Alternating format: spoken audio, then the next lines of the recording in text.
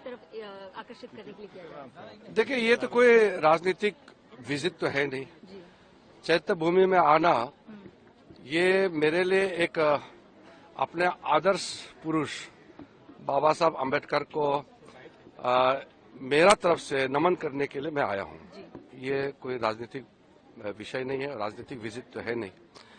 और क्योंकि बाबा साहब अम्बेडकर के बाद मैं इस देश का एक बहुत कैबिनेट मंत्री होने के नाते ये मेरा एक दायित्व बनता है कि बाबा साहब अम्बेडकर जी का जो जो काम किए हैं अधूरा है या उनके बताए हुए रास्ते पर चलने के लिए क्या क्या काम करना चाहिए, ये सब विषय को सोचना मेरा दायित्व है।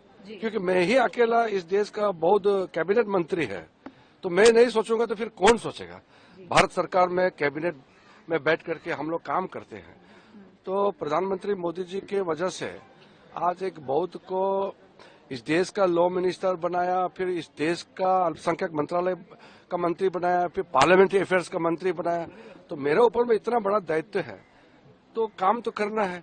और साथ में मैंने देखा है कि ये चैत्य भूमि में और बहुत कुछ करना बाकी है।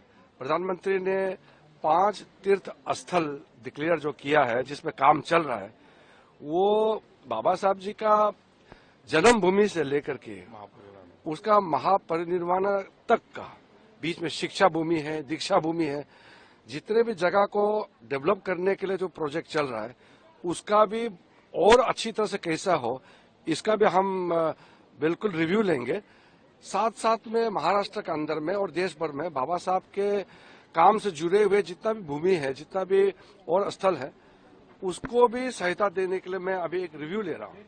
महाराष्ट्र सरकार की ओर से भी मेरा तरफ में पत्र आया है, लेटर आया है, और मैं भी यहाँ के मुख्यमंत्री उप मुख्यमंत्री से बात किया है कि बाबा साहब से जुड़े हुए जितने भी जगह है महाराष्ट्र के अंदर में उसको चयन करके हम लोग उसको विकसित करना है। तो बहुत काम है। आज तो सिर्फ मैं यहाँ नमन करने के लिए आया हूँ, पूजा करने के लिए आया हूँ। पॉलिटिकल विजिट नहीं है, लेकिन चुनाव नजदीक है।